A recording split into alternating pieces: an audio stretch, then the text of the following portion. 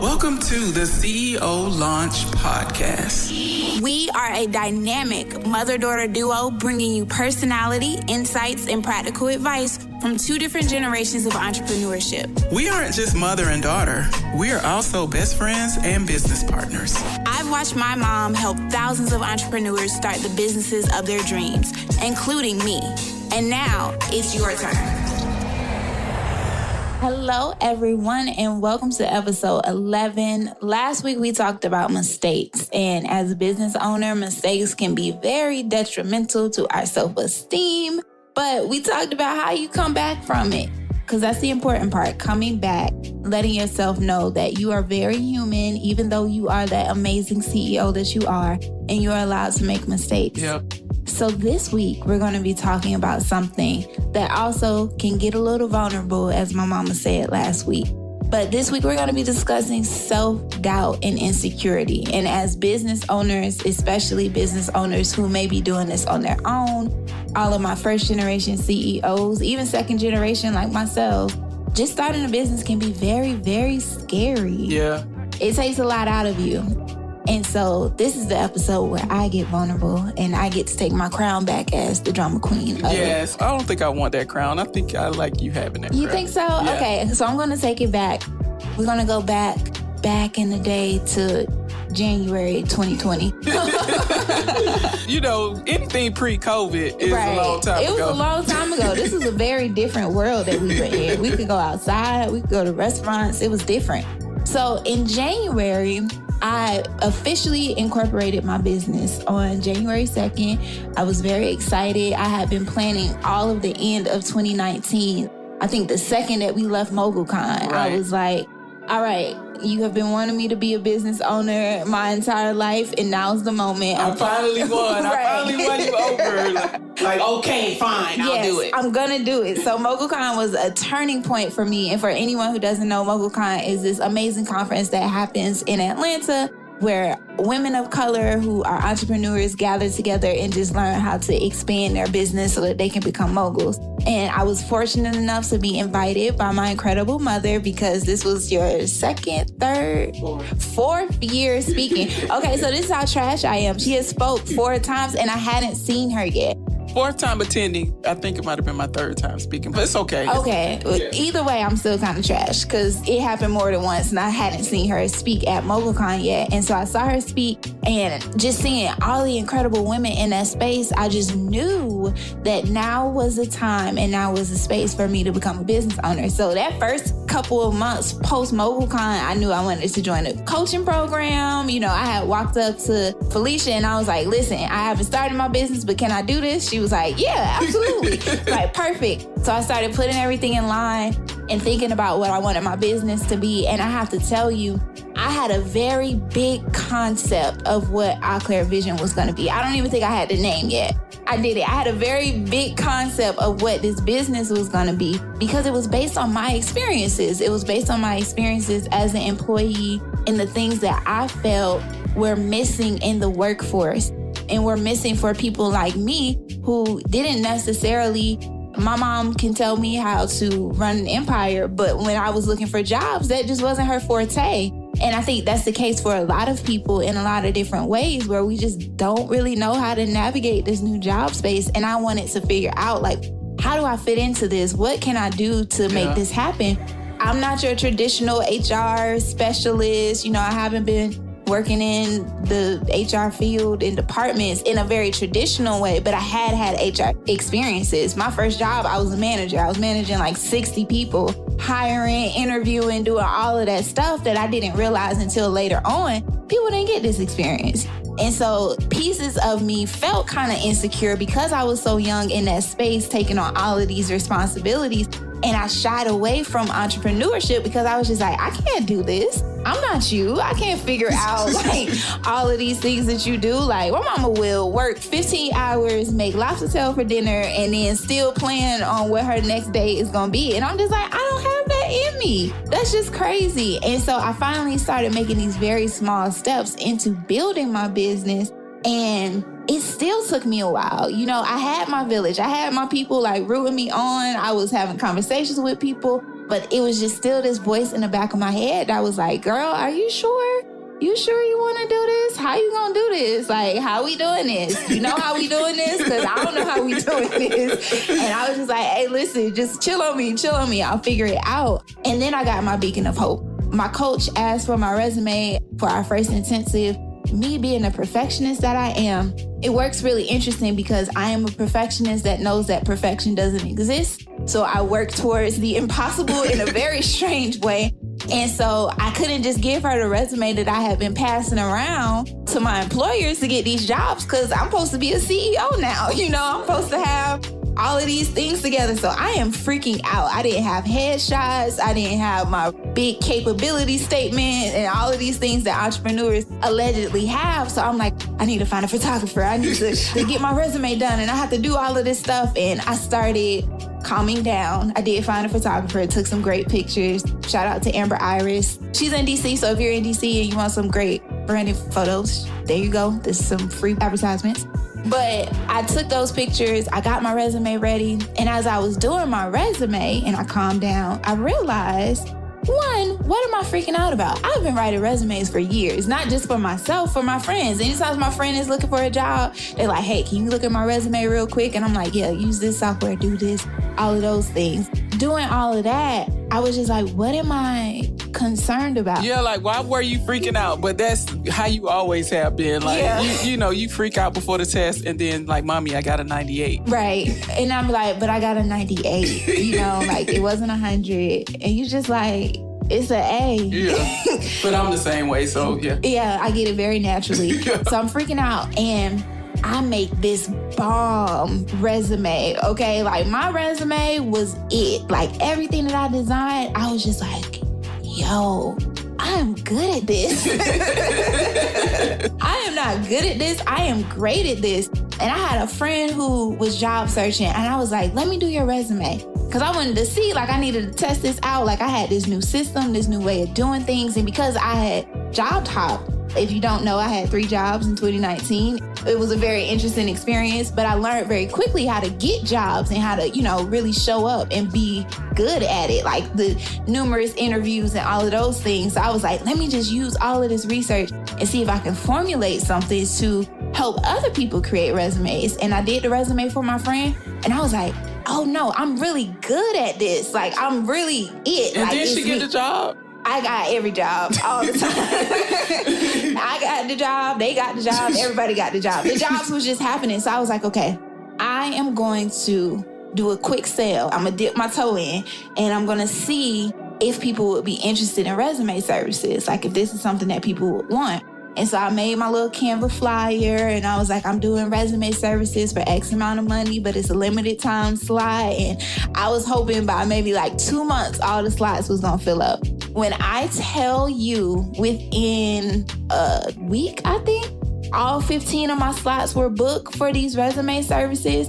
And I had more people after that. Like it was like, keep asking, like, can you do it? Can I get an appointment? Is no more appointments available? What are we gonna do? And I was just like, wait, I was not ready for that. But I was at the same time, like I didn't think that I could do it, but I did. Again, perfectionist and then perfection not existing and then perfection happens. And it's like, wow, okay, cool.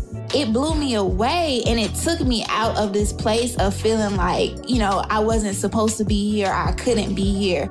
Also recognizing that even at MoguLCon, I was probably, one of the youngest people? Yeah, I think you were. There was one other girl that was your same age. Yeah, so it was like me and people 15 years older than me, you know, plus, you know, and 15 kind of being the lower ranking of it. And always being in rooms with people who are generally a lot older than me. So comparing myself to like a 45-year-old with 20 years worth of experience probably isn't fair to me. And so that moment kind of helped me exit out of that insecurity on recognizing that I did have something of value, not just for myself, but for other people. And feeling like as a business owner, I had something to contribute to the overall professional world. That felt great. That felt amazing. And it's been a drive since I've started to just kind of get out of that space and know that everything that's happened to me before and after this has prepared me for this moment and that this is the moment that I'm supposed to be in. Yeah. And I think, you know, sometimes we have to, when we're having those moments of self-doubt, the validation, it comes externally. Mm-hmm. So when you're doubting yourself, when you're down on yourself, you don't believe that you can do something, it usually takes something outside of you to remind you of how awesome you really are. And just like your story, I have tons of stories just like that. I've had times where it's like, I don't think I want to do this anymore. I'm not saying entrepreneurship, but it may just be this one thing. There have been times where I just said, I don't want to do this service anymore. Mm-hmm. And then I get an email from a client that says, thank you so much for this. This has really changed my business. Just something outside of you that just reminds you that you're awesome. Right. And it also reminds you that the things that you do aren't for you anyway. Exactly. It's for other people. And as a business owner, I've gotten to a point where I feel like it's selfish of me to be insecure about the things that I do. Because you're not showing up for you, you're showing up for somebody else. I'm showing up for somebody else. And so it's like, if I'm showing up for somebody else, I have to show up 100%. And I can't show up with this idea that it's not going to be, I've accepted that it won't be perfect, but it also will be excellent. I will have a high standard of the services that I could provide, and I'll be open to changing and adapting in a way that will elevate me and innovate me into a new space. And those things are things that have definitely helped me move away from accepting insecurity. Because I think we all get insecure and we have those feelings, but accepting that insecurity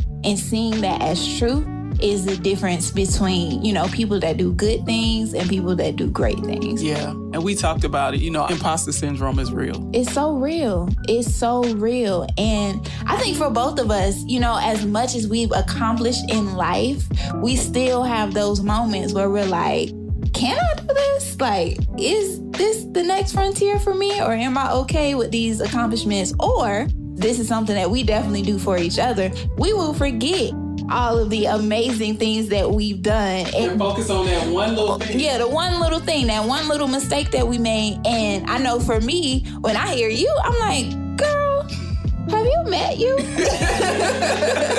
I trip out sometimes. Sometimes I think that the things that I have accomplished are normal or average or everybody has done it. Like even, I'm doing a TED Talk in a couple of weeks, and I just sometimes imposter syndrome sneaks up on me and says, girl, you're not the first person to do a TED Talk. It's a whole bunch of people who've done TED Talks. You're not special because you're doing a TED Talk. And so in those moments, you have to realize that those things that's playing in your head and your mind, they're not always true. They're not true. And even if you have those moments, they're moments, and it's fleeting. It can pass. And I think for us, I'm going to call us out for all my high achievers. This is for you, because achievement can be very addicting. You have to celebrate yourself along the way.